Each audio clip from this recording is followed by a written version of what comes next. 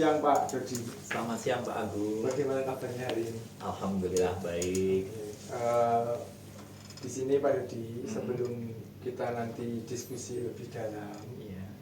pada kesempatan kali ini saya akan memberikan sedikit informasi kepada Pak Dodi sebelum nanti Pak Dodi itu melakukan coaching kepada coachingnya Pak Wahyu. Kemudian di sini nanti kita akan berdiskusi tentang kira-kira rubrik penilaian dalam supervisi yang akan dilakukan Pak Dodi nanti ke depan. Kemudian yang berikutnya adalah kompetensi coaching apa yang ingin Pak Dodi kembangkan nanti. Kemudian kompetensi spesifik mana dari coachingnya yang ingin diobservasi. Kemudian yang terakhir yaitu kira-kira indikator ketercapaian apa nanti setelah melakukan supervisi, seperti itu Pak Dodi. Untuk itu langsung saja yang pertama yang saya ingin tanyakan, kira-kira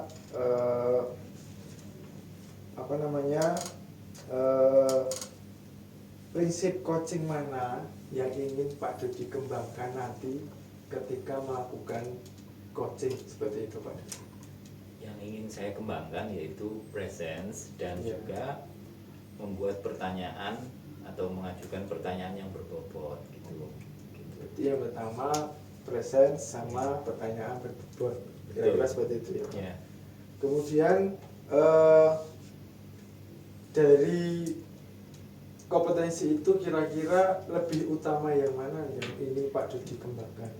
Kira-kira. Menurut saya nanti yang ingin saya kembangkan adalah presence atau kehadiran penuh, di mana sebagai seorang coaching harus bisa mengupayakan kepada coachingnya untuk bisa hadir penuh untuk melaksanakan proses coachingnya gitu. Dan juga itu juga berlaku untuk coachingnya juga gitu. Baik Pak. Kemudian kira-kira apa yang bisa saya bantu dalam nanti mengembangkan kompetensi itu kepada Pak Dodi dalam melakukan coaching? Kira-kira saya perlu Pak Dodi kira-kira membutuhkan apa gitu, informasi atau hal dasar apa yang kira-kira bisa saya bantu seperti itu Pak Dodi? Saya kira Bapak masukan-masukan terutama dalam proses coachingnya nanti, hal-hal yang masih kurang terkait dengan proses coachingnya, dan juga nanti bisa memberikan feedback yang bisa dijadikan sebuah masukan yang bagus buat saya untuk bisa memperbaiki kompetensi coachingnya itu. Oke Pak. Berikutnya yang ingin saya terangkan lagi Pak, nanti jangan lupa ketika melakukan coaching tetap menggunakan prinsip Tirta Pak.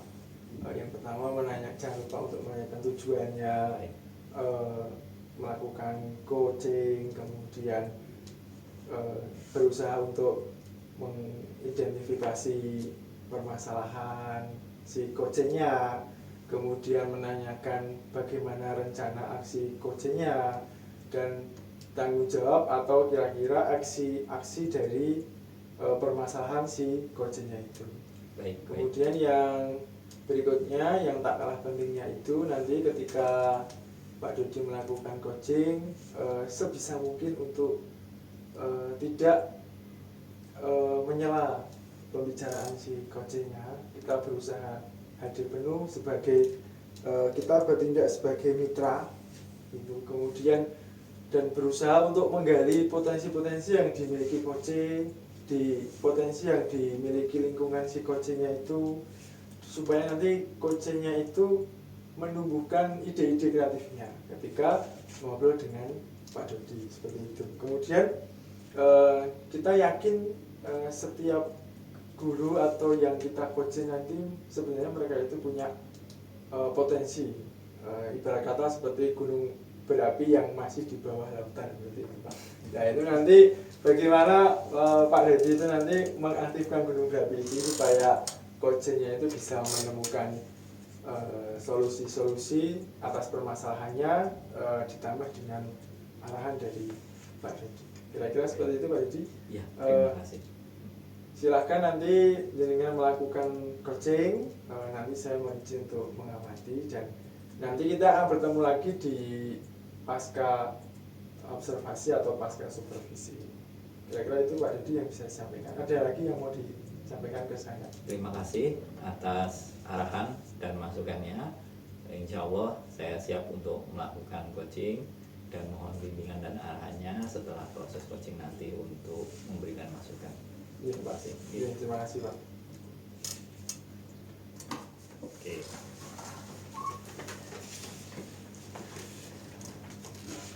Selamat pagi Pak Wahyu. Selamat pagi Pak Dodi. Gimana kabarnya hari ini? Alhamdulillah baik dan sehat Pak. Alhamdulillah. Itu yang saya harapkan. Tapi kelihatannya dari muka Pak Wahyu ini kelihatannya menyimpan suatu persoalan ya. Apakah betul berdasarkan pengamatan saya ini? Ya, sebelumnya terima kasih untuk waktunya Pak Dodi. Ya, kemarin saya izin WA Pak Dodi Ya. untuk minta waktunya hari ini untuk menyampaikan kegundahan saya Pak Boleh dalam boleh. mengajar. Hmm.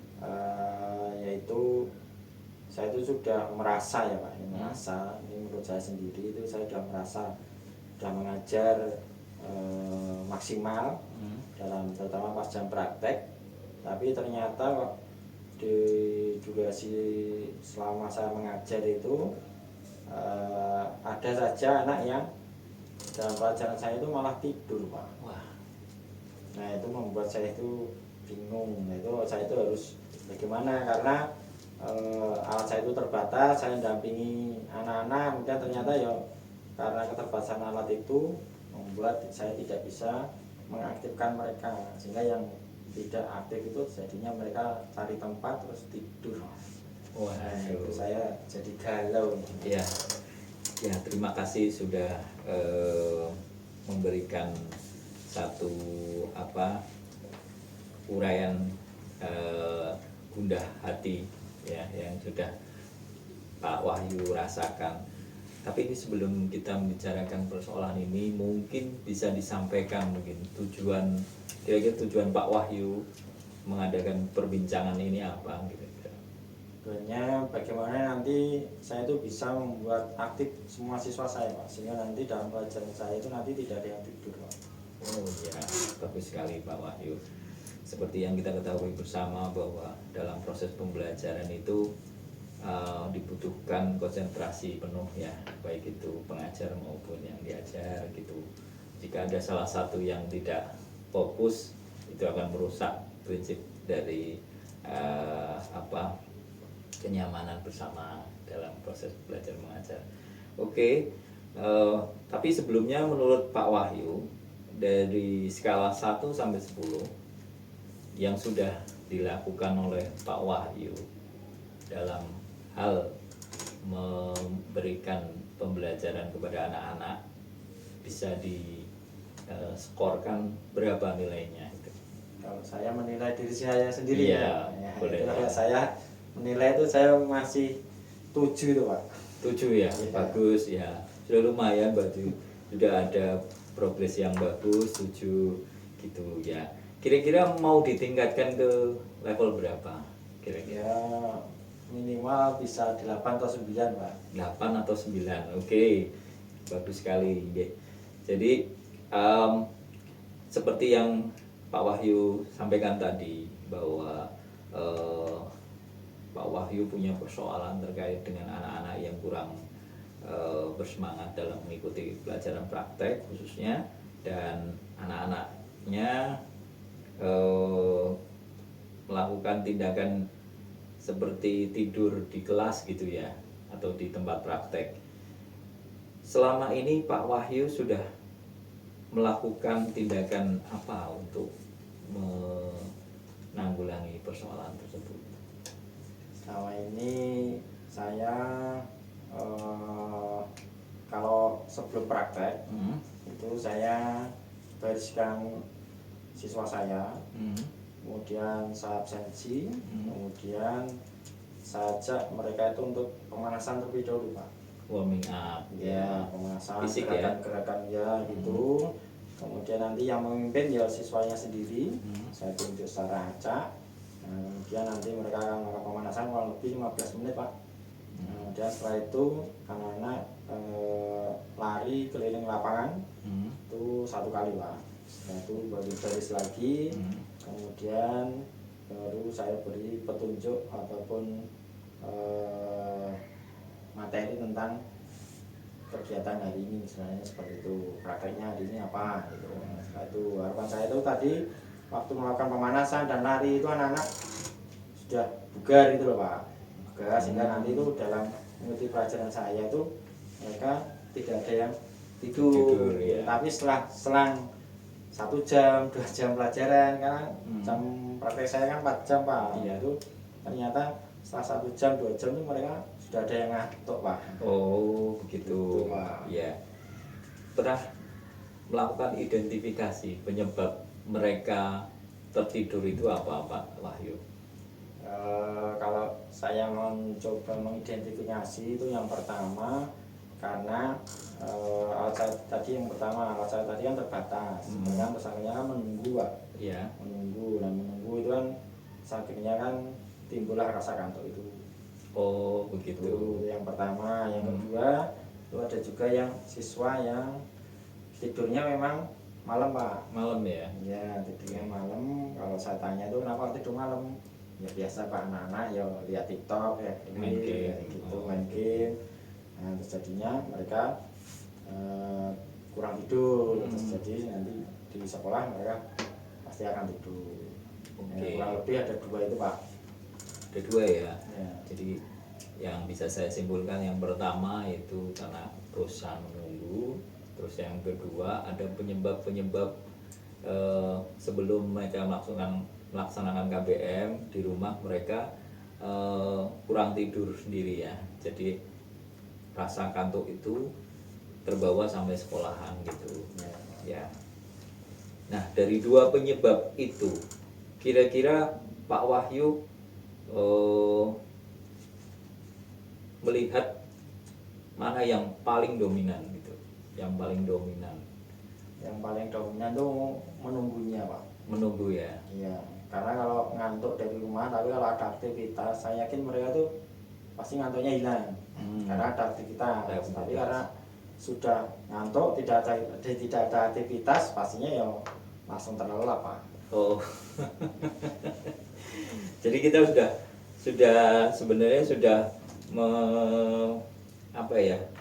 menyimpulkan penyebab utamanya yaitu menunggu ya. Kira-kira dari Pak Wahyu punya sebuah rencana apa ya untuk menyelesaikan penyebab persoalan menunggunya itu? Ini saya ada ide Pak. Ya. Ini saya kan di tempat saya itu kan siswa boleh membawa handphone Pak. Nah, kemudian waktu praktek itu nanti juga akan diizinkan. Kalau gurunya juga mengizinkan. Betul. Nah, rencana saya akan saya izinkan. Nah, kemudian nanti saya akan membuat untuk sambil menunggu, saya akan membuat microset Pak. Microset, kemudian di situ akan saya melampirkan materi, kemudian nanti ada kuis, ada job sheet. Nah, semuanya akan saya taruh di situ semua. Nanti anak-anak saya suruh mengakses itu sambil menunggu. Seperti LMS itu ya? Ya. Oh, gitu. Jadi Misalnya kayak website tapi yang kecil, versi mikro. Nah, oh gitu. sudah disebut dengan microset. Oke. Kira-kira mungkin ada solusi lain, misalnya menambah alat praktek itu masuk akal apa enggak, atau mungkin tidak? Kalau menambah alat praktek itu nanti karena kita sekolah negeri itu birokrasinya terlalu lama Pak. Pengajuan dulu, nanti proses pengadaan dan macam-macam lah. Nah, karena sedangkan KBM saya itu kan saya bertemunya kan 1 minggu itu 2 kali Pak. Kalau nanti saya nunggu pengadaan, nah itu nanti berarti akan terulang-terulang seperti itu terus Pak. Nah, sehingga ini menurut saya itu adalah solusi yang jangka pendek dan nanti yang bisa saya optimalkan. Oke, bagus. Oke. Microsite ini nanti Pak Wahyu bisa kembangkan terus, jadi nanti bisa diisi juga dengan game-game edukatif dan juga mungkin nanti bisa dilihat juga progres-progres yang misalkan hasil-hasil nilai bisa dimasukkan juga itu ke dalam microsite yang mungkin ya Pak ya. Nah ini sebuah solusi yang bagus sekali. Nah kira-kira kapan ini bisa dilakukan pembuatannya ini? Microsite ini kemarin saya kan sudah dapat pelatihannya Pak. Iya. Nah ini rencana minggu-minggu ini saya buat, kemudian nanti saya uji coba minggu depan Pak. Nanti pertemuan gitu. minggu depannya itu nanti saya uji coba, kemudian nanti saya juga akan konsultasi dengan teman saya Pak yang sudah lebih dulu menggunakan microsite ini Pak. Baik. Kalau begitu semoga rencana Pak Wahyu untuk menggunakan microsite sebagai media belajar siswa selama menunggu mereka sebelum melaksanakan praktek bisa berhasil. Dan terakhir mungkin saya tanyakan bagaimana cara melihat keberhasilan atau evaluasinya terkait dengan microsite-nya nanti. Pak Wahyu pakai metode apa? Nanti saya nanti di situ ada link nanti untuk khusus ya. Nanti saya pakai khusus itu, nanti kalau yang mengakses di situ banyak berarti yang mengakses microsite saya juga banyak. Oh, berarti begitu. nanti siswa bisa mengakses di situ dan nanti indikatornya ya nanti nilai ataupun nanti materi ajar saya itu nanti lebih mudah dipahami oleh siswa, karena di microsite itu kan bisa nanti saya masukkan link YouTube tentang materi saya. Mereka juga sebelum praktek mereka bisa melihat dulu videonya, setelah itu nanti baru mereka akan praktek. Gitu Pak. Nanti indikatornya ya nilai mereka kan jadi lebih bagus. Oke, mungkin itu yang bisa dibicarakan dalam proses coaching kali ini. Semoga apa yang sudah didapatkan dalam proses coaching ini, terutama solusi terkait dengan persoalan Pak Wahyu, bisa benar-benar dilaksanakan. Dan mungkin nanti kita akan ketemu lagi dalam proses evaluasi 2 minggu lagi ya Pak Wahyu ya, untuk melihat bagaimana progres dari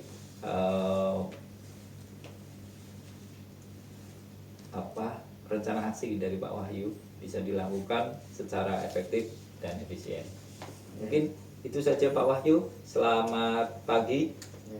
Selamat pagi Pak, terima kasih untuk waktunya. Ya, sama-sama. Selamat siang Pak. Selamat siang Pak. Bagaimana tadi setelah Pak Dodi itu melakukan teknik coaching, apa saja yang Pak Dodi tadi lakukan saat melakukan coaching? Ya, terima kasih Pak Agung. Tadi saya melakukan coaching dengan metode Tirta seperti yang sudah disampaikan Pak Agung, yaitu saya mencoba untuk membicarakan tentang tujuan proses coaching, terus identifikasi persoalan, terus saya mencoba untuk membuat rencana aksi, dan terakhir mengupayakan agar coach melakukan pelaksanaan sesuai dengan tanggung jawabnya gitu. Ya betul, tadi setelah saya amati tadi ketika Pak Dodi ngobrol tadi, Pak Dodi sudah mulai dari menanyakan kabar, membuat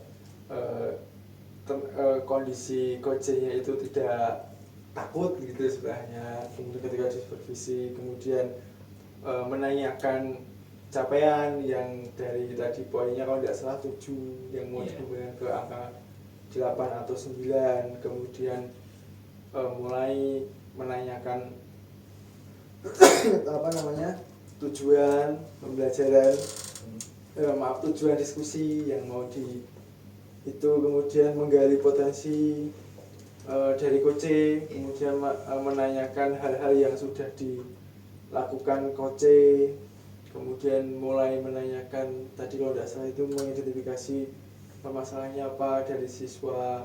Kalau di catatan saya itu bosan menunggu dan main HP, kemudian dari potensi yang sudah ada di lingkungan sekolahnya tadi coach sudah bisa menemukan solusi dari arahan Pak Dodi seperti itu. Kemudian tadi selain itu juga Pak Dodi memberikan masukan kepada coachnya dan menanyakan tanggung jawab. Kira-kira dari coach itu mau melakukan rencana aksinya kapan, seperti itu berdasarkan pengamatan itu. Kemudian kira-kira dari hal yang dilakukan Pak Dodi tadi saat melakukan coaching itu, kalau dibuat skala 1 sampai 10 itu kira-kira teknik ketika melakukan coaching itu Pak Dodi berada di posisi berapa, Pak? Saya menyadari ya, bahwa proses coaching saya itu masih perlu banyak belajar, perlu banyak yang diperbaiki. Saya merasa masih di angka level 6 lah, sekitar 6 gitu ya. Jadi ini perlu ada banyak perbaikan, terutama bagaimana saya membuat pertanyaan-pertanyaan yang berbobot gitu. Baik, Pak. Tapi tadi saya sama mati Pak Dodi tadi, Pak Dodi sudah melakukan yang terbaik seperti itu, sudah sesuai dengan alur tirta, mulai dari tujuan, identifikasi, rencana aksi, sama tanggung jawab.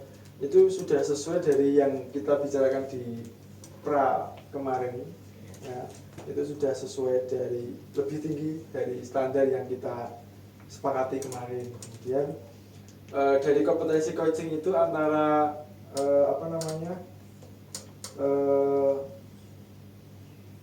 kesadaran kehadiran, kemudian pertanyaan berbobot, sama yang satunya kalau tidak salah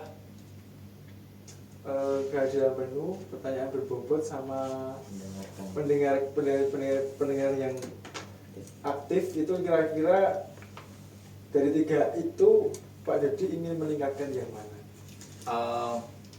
Mungkin ketika tadi melakukan coaching, saya itu agak kesulitan di membuat pertanyaan berbobot gitu, karena mungkin jam terbang dan juga proses ini ya, proses kehadiran juga harus 100% gitu. Jadi menangkap apa yang semua yang diomongkan oleh coach dan membuat suatu kesimpulan untuk ditanyakan kepada coach juga. Itu mungkin yang perlu saya tingkatkan. Baik, kalau itu nanti kita bisa perbaiki sambil jalan, Pak. Nanti ke depan semoga dalam melakukan coaching bisa lebih baik lagi. Kemudian ada enggak yang target-target yang ingin dicapai ketika berdiskusi dengan coach tadi untuk di masa yang akan datang? Ya, tujuannya ya bagaimana coach itu bisa menaikkan kompetensi atau kapasitas dirinya untuk membuat pembelajaran yang lebih baik lagi. Jadi proses coaching ini kan proses yang bertahap gitu. Saya kira nanti kita akan melihat hasil-hasil dari proses coaching ini ketika beberapa pertemuan selanjutnya.